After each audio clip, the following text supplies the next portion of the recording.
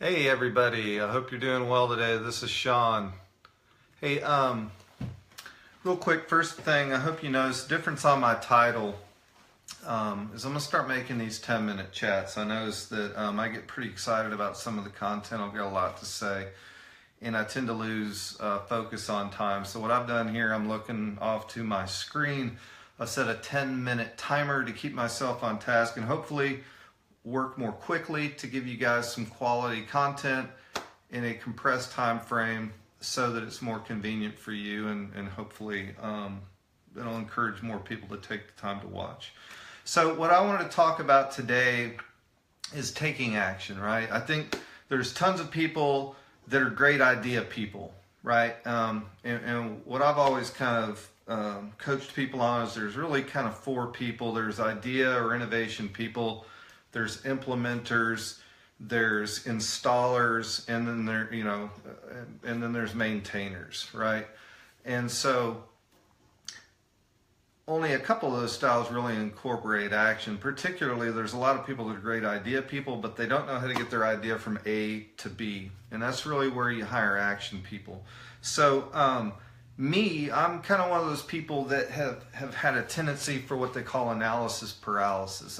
I'll sit around, I'll think about the idea, I'll think about what the possibilities are, then I'll think about, well, how can we do it?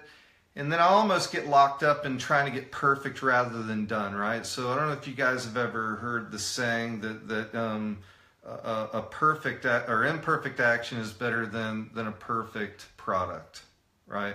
Or a perfect plan, rather, I'm sorry. So let me say that again properly. Imperfect action is better than a perfect plan. All right, so what I've got is this guy writes a positivity blog, but there's an article called the how to take more action, 9 powerful tips to do that. So the first one is reconnect with the present moment. Well, what does that mean? Well, I think it means step back, think about things in the big picture. What needs to get done? What are you trying to achieve? And now you can kind of put a little bit of a plan together and start to, put into finite steps what you need to achieve it, right? So the second one's be accountable to others. And for this one's probably my most powerful one, right? Sorry, guys, I'm reaching up and poking my screen here because my battery's running low. Hey, Shawnee, how are you? Thanks for popping in to view. So, but again, being accountable to others, and when I think about really in my life where I kind of step things up in terms of what I got done in my personal accomplishments, it's always been when I've not just been accountable to myself, but when I've been accountable to others. So we talked about goal setting before, and I talked about my 5% contribution to the Folds of Honor. And so in the spirit of being accountable to others, I hope you guys can see this, but this is the frame that I had made, and it's the Folds of Honor, as you can see. And there's Friends of the Folds is one of the levels of giving. And then here is a picture of some of these kids, these family members of the deceased servicemen and women that were awarded the Folds of Honor scholarships. And again, that's my philanthropy. That's what I want my 5% going to. So down here it says, this is why we do what we do. Never lose focus, never falter. They are counting on you. So this will hang in my office, and again, it's being accountable to people other than myself, right? So, type a 1 down in the comments section if you're like me, that you really need to be accountable to other people and what your action is in terms of prompting you to get things done. The third, though, is, be accountable to yourself. And what that means is, it kind of contradicts what I just said, but really what it means is a little bit different. Hey, Robert, thanks for joining. What that means by being accountable to yourself is that you can kind of do it on your terms and conditions. It frees you up to do things and be creative and to prioritize how you choose. It doesn't let you off the hook, right? So you can still be accountable to others, but also be accountable to yourself at the same time. Make sense? Type a 2 down in the comments if that makes sense for you. The fourth thing is lighten up a little bit, right? Don't take what you've got to accomplish too seriously. Don't make it too big in your mind, because then people can get mentally overwhelmed, which leads to not getting things done, right? So type a 3 down in the comment section if that happens to you. If you're that kind of person that gets overwhelmed or allows things to feel and get too big in your mind, and then you kind of get stuck and intimidated by that. The fifth thing, and I think this one's pretty simple, is creating a to-do list. It's compartmentalizing, prioritizing, just marking down what you need to do. And if any of you guys have ever taken the color inventories for your personalities, green is like analytical, blue is amicable or amiable. You want everybody to get along. What's the other one? I think red is a driver, somebody that really pushes people to perform. And then gold is the fourth one. And those are the people that are list makers. They're very organized. They're very structured in how they do things. And they tend to be really good action people because they have a list and they kind of go down and just get it done. They don't overthink it. My problem is I'm a green. I analyze everything, sometimes to a fault.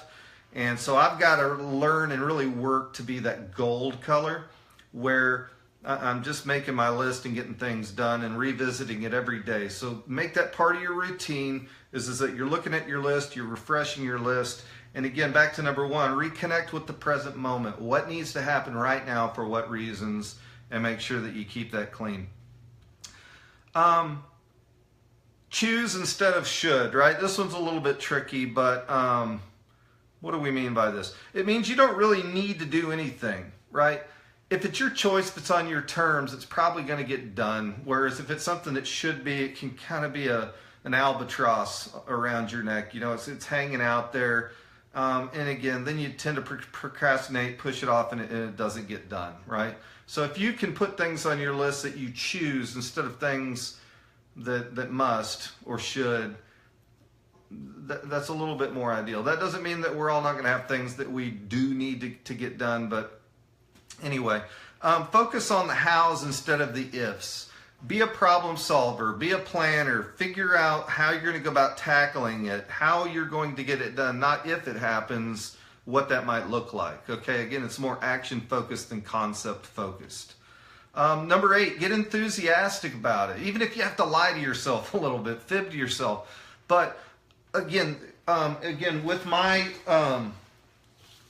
Folds of Honor thing, right? I'm creating a little enthusiasm for myself. I'm looking at that. That keeps me motivated. And